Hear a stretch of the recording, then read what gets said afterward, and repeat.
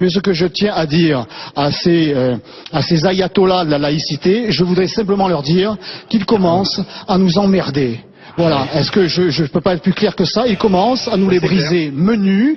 Nous sommes ici en France, ici en Provence, nous avons nos traditions, nous avons nos coutumes, et elles datent de plusieurs siècles, et nous entendons, j'entends, en tout cas moi, qu'elles soient encore respectées. De racisme, ça, oui, discrimination à l'embauche, c'est ça qui est C'est vrai que certaines personnes me parlent du racisme, mais un racisme qui n'est jamais dénoncé, c'est le racisme anti-français. Ah, on vous parle que de ça, vous? On me parle de celui-là. Ah, très bien. On me parle de celui-là parce que moi je constate qu'à Marseille, comme le disait Jean-Claude Gaudin encore, eh bien, beaucoup d'étrangers viennent s'y installer, prétendument pour s'y intégrer.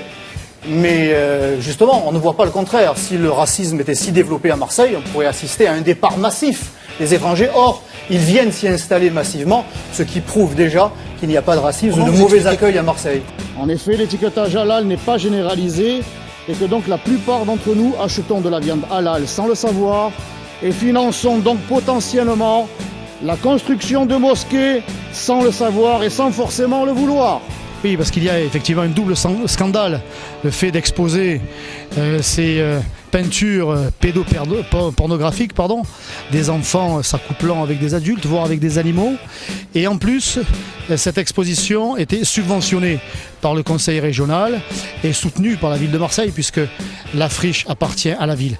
Et ce ne sont pas les habitants de la Busserine qui m'attendaient les dents serrées, c'est un petit groupe de nervis gauchistes, les dernières métastases rouges du secteur, que nous sommes en train d'éradiquer par notre travail, et le travail en particulier de Madame D'Angio dans ces écoles, et qui porte ses fruits parce que je me rends dans tous les quartiers.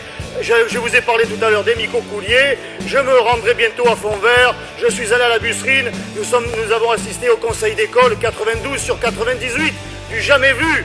Ils ne sont pas habitués, avec la précédente mandature, ils étaient tout le temps absents. Donc on se rassure, j'irai à la Busserine, n'en déplaise aux derniers gardes-rouges du secteur. Et les racailles des cités qui sont descendues en masse au Vieux-Port, drapeaux algériens au vent, eh bien s'en sont donnés, si j'ose dire, à cœur joie, puisqu'en France on peut tout saccager sans être inquiété.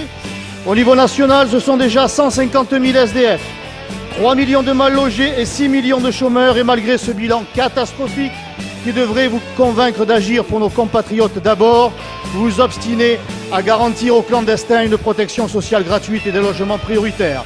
Vous contribuez ainsi, et largement vous aussi, à faire du pays des droits de l'homme le pays des droits de l'autre. Je suis un enfant de l'immigration. Et oui, je suis un enfant de l'immigré, moi. Mais j'en suis fier. Je suis fier d'être le fils d'une Italienne qui a su se fondre dans le moule de la République, qui a su s'intégrer et qui a su aimer la France, qui ne lui a pas imposé ses codes, ses traditions, qui les a adoptées au contraire. Or, l'immigration que nous subissons aujourd'hui, l'immigration que nous subissons aujourd'hui n'est pas du tout de la même nature. Et c'est vous qui vous en servez. Vous vous servez de l'immigration comme de la chair à voter. Vous en faites des électeurs et vous les laissez dans les cités ensuite.